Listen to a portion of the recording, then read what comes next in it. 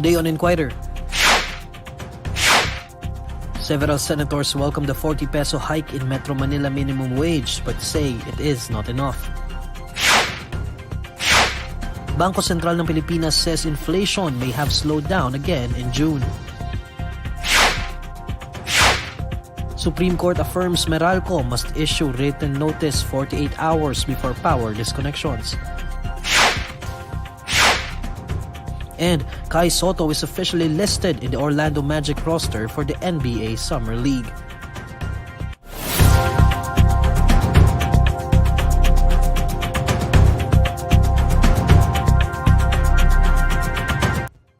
Good evening.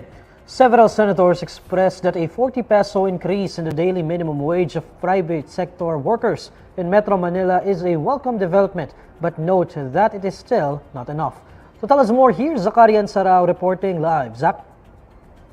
Yes, Neil, while welcoming the Department of Labor and Employment's 40 peso increase in the daily minimum wage of private sector workers in Metro Manila, several senators still bear that this is still not enough to achieve a living wage in the capital region. Senate President Juan Miguel Zubiri noted that the wage increase is much less than the 150 peso across-the-board daily minimum wage hike, which had already been approved, quote-unquote, in principle by the Senate Committee on Labor, Employment, and Human Resources Development. Senator Jinggoy Estrada, for his part, recognized that the increase may not be sufficient to achieve a living wage in the national capital region, as he noted that workers need and deserve wage hikes to cope with the ongoing rise in the prices of basic goods and commodities. He then assured the public that even with Dollars increase, the bills proposing further adjustments in workers' wage rates will not be put on the back burner, vowing to take up the legislative proposal again in the upper chamber once Congress resumes for its second regular session in July. Estrada, however, expressed hope that the other regional tripartite wages and productivity boards would follow suit while waiting for the said bills by addressing filed petitions or initiating action on their own accord. Senator Joel Villanueva expressed similar sentiments, noting that the new daily minimum wage will only be around half of the average living wage. He stressed the importance of having clear standards as basis in considering proposed wage increases to ensure balance in affording workers their families' basic needs, sustainability, and competitiveness of business. Senator Grace Poe, meanwhile, echoed the position of her colleagues, saying the newly approved wage increase in Metro Manila is quote-unquote woefully inadequate. She pointed out that the ballooning cost of basic goods, commodities, and petroleum products have quote-unquote hit the poor the hardest. Senator Aquilino Pimentel III, on the other hand, asked the wage boards to in turn consider possible salary increases for workers in provinces. Pimentel said that wage boards should establish minimum wages that are fair to each Filipino and allow them to quote-unquote live a life of dignity, as current minimum salaries are unacceptable. Dollars 40 peso wage hike is set to take effect on July 16. The increase would bring the daily minimum wage of workers in the non-agricultural sector from 570 to 610 pesos and from 533 to 573 pesos for the agricultural sector, service and retail establishments employing 15 or less workers, and manufacturing establishments regularly employing less than 10 workers. Back to you, Neil. That's Zakarian Sarao reporting live. The Bangko Sentral ng Pilipinas says inflation may have slowed down yet again in June.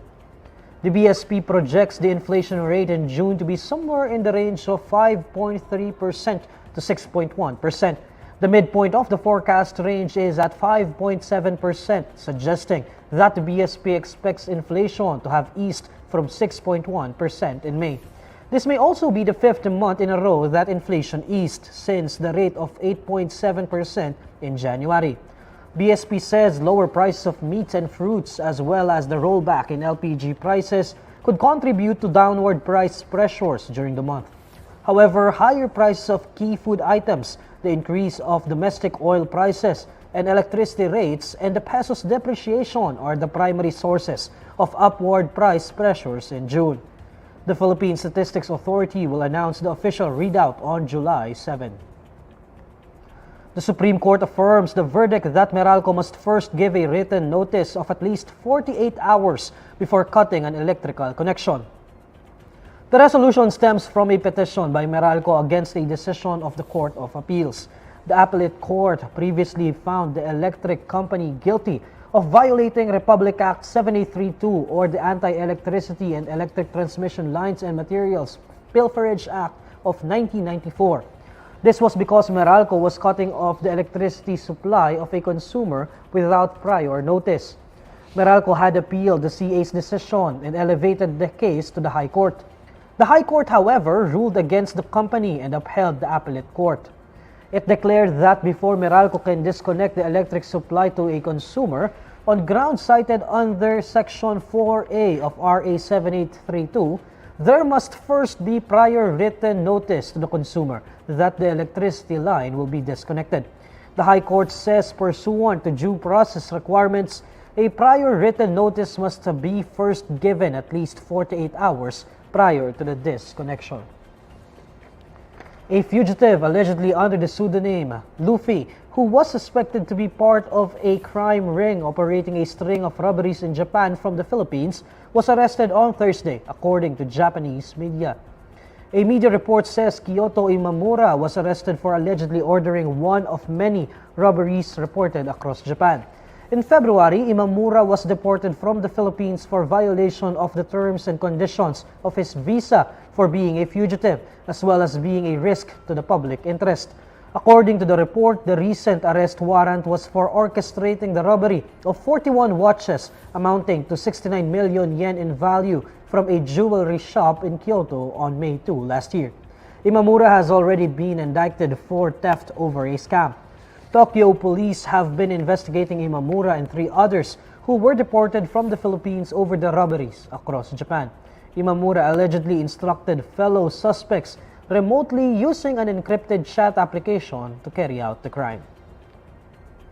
The Philippine Institute of Volcanology and Seismology says it recorded 2 volcanic earthquakes and over 200 rockfall events in Mayon Volcano.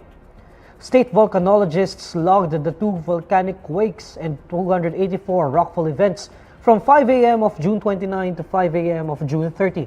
In its bulletin, Phivolcs says the sulfur dioxide emission in Mayon Volcano also averaged 595 metric tons per day on June 28. Continuous voluminous degassing from its summit crater produced steam-laden plumes that rose 2.5 kilometers, according to the report.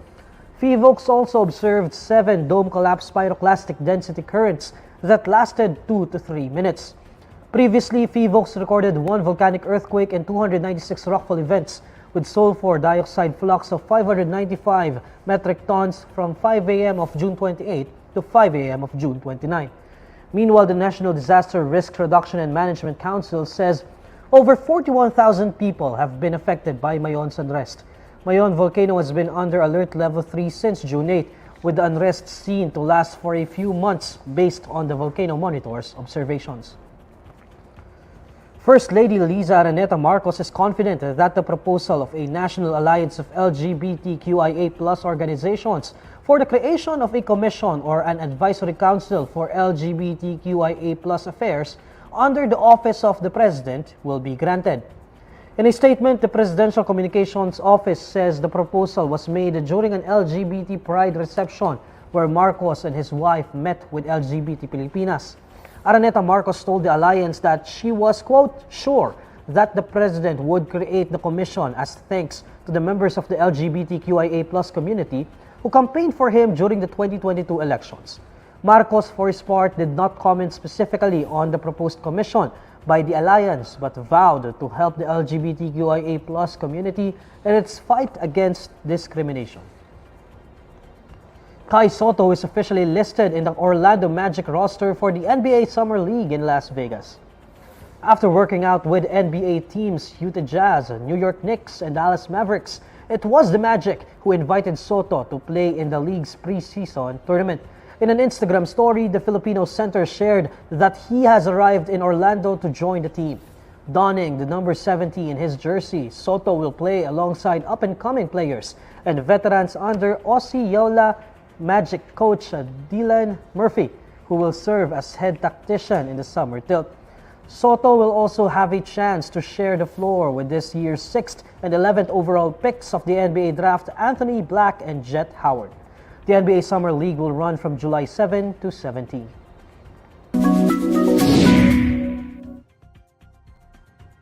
Alamin naman natin ang mainit na balita sa mundo ng showbiz kasama si Ann Therese Arceo ng Bandera. Ann? Hello Neil! At hello sa lahat ng kabandera natin all over the universe. Narito ang latest chika for today. Nahaharap ngayon sa kasong physical injuries, alarming scandal, disobedience to the authority, at direct assault ang social media personality at aktres na si Aura Briguela kasunod ng pagkakaaresto nito matapos masangkot sa isang gulo sa labas ng isang bar sa poblasyon Makati. Base sa report ng Southern Police Station, di umano'y si Aura raw ang nagsimula ng gulo laban sa grupo ni Mark Christian Ravana. Ayon sa pulisya, lumapit raw ang aktres kay Ravana at inutusan itong tanggalin ang kanyang t-shirt. At nang umayaw ito ay sinundan siya ng dating child star at pinunit ang kanyang damit. Doon na nga raw nagsimula ang gulo kaya minabuti ng kampo ni Ravana at ng mga bouncer ng bar na magpa-assist na sa otoridad. Ngunit ang mga pahayag ng complainant na si Ravana ay taliwas sa kwentong inihayag sa publiko ng mga kaibigan ni Aura na siyang nakasama at prinotektahan nito noong nagbar sila sa poblasyon. Kwento ni Silent Nakajima, hinipuan raw siya ni Ravana, hindi lang isang beses. At nang malaman ito ni Aura ay agad niyang pinagtanggol ang mga kaibigan at kinompronta ang lalaki. Ayon pa kay Syla, matapos ang komprontasyon nilang dalawa ni Aura, ay tila hindi nito nagustuhan ang nangyayari, kaya naman sinuntok nito ang kilalang personalidad. Mananatili naman sa kustodiya ng mga polis ang aktres hanggang sa inquest proceedings. Marami naman sa mga kaibigan sa showbiz world at sa online world ang nagpakita ng suporta kay Aura, gaya na lamang ni Riva Kennery, Zainab Harake, Mika Salamanca, Sian Gasa, Benedict Cua, Maha Salvador at marami pang iba. Samantala, inaabangan naman ng madlang people kung anong aksyon ang gagawin ni Unbogable star Vice Ganda dahil nakilala si Aura bilang anak-anakan nito sa showbiz world. At yan nga ang latest chika for today. Tutok lang sa bandera para sa mas may init pang pasabog sa mundo ng showbiz. Maraming salamat, Neil. Maraming salamat, Ann. And these are the stories you need to know today. I'm Neil Mercado. Follow INQUIRER.net on Facebook, Twitter, YouTube, TikTok, Instagram, and Reddit. For more stories, visit INQUIRER.net. Good evening.